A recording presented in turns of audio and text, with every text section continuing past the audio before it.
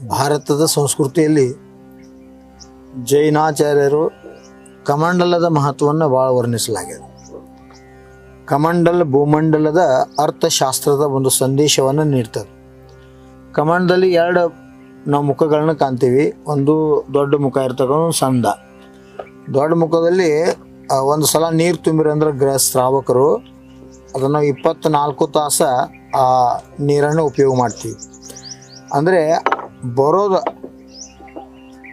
ಎಷ್ಟು ಸಂಪತ್ತಿ ನಮಗೆ ಬರ್ತದೆ ಅದನ್ನು ವ್ಯಯ ಮಾಡ್ತಕ್ಕಂಥದ್ದು ಕ್ರಮದಿಂದ ನಾವು ಕಮ್ಮಿ ಪ್ರಮಾಣದಾಗಿತ್ತಂದ್ರೆ ಯಾವಾಗೂ ಆರ್ಥಿಕದ ಕೊರತೆ ಆಗೋದಿಲ್ಲ.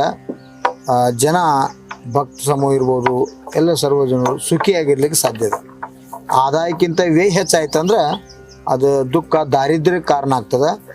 ಆದಾಯದ ಜೊತೆಗೆ ವ್ಯಯ ಲಿಮಿಟ್ ಇಟ್ಕೊಂಡು ನಾವು ಉದಾಹರಣೆ ₹1 ಇತ್ತಂದ್ರೆ ಚಾರಣೆ ಧರ್ಮಕ್ಕಾಗಿ ದಾನ, ಚಾರಣೆ ಮುಂದಿನ ಡಿಪಾಸಿಟ್ ಅನ್ಬೋದು, ಚಾರಣೆ ವರ್ತಮಾನದ ಖರ್ಚಿಗಾಗಿ ಉಪಯೋಗ ಮಾಡೋದು, ಇನ್ನು ಉಳಿದಂಥ ಚಾರಣೆ ಭವಿಷ್ಯದ ನಿಮ್ಮ ಡೆವಲಪ್ಮೆಂಟ್ ಸಲುವಾಗಿ ಸೇವ್ ಇಡ್ತಕ್ಕಂಥದ್ದು.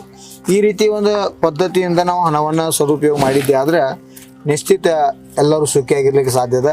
ಅದಕ್ಕೆ ಜೈನ ಮುನಿಗಳ ಕೈಲಿರ್ತಕ್ಕಂಥ ಶೌಚೋಪಕರಣ ಕಮಂಡಲು ಈ ಜಗತ್ತಿಗೆ ಅರ್ಥಶಾಸ್ತ್ರದ ಬೋಧನೆಯನ್ನು ಮಾಡ್ತದೆ. ಮುಂದಿರ್ತಕ್ಕಂಥ ಐತಲ್ಲ, ಈಗಾಗಲೇ ಇದು ದೊಡ್ಡ ಏನದ ಬಾಯೆ, ಇದರ ಒಂದು ಸಲ ನೀರು ಸ್ರಾವಕರು ತುಂಬಿಡ್ತಾರೆ. ನಾವು ಅದನ್ನು 24 ತಾಸು ಕ್ರಮವಾಗಿ ಅಲ್ಪ ಉಪಯೋಗ ಮಾಡ್ತೀವಿ.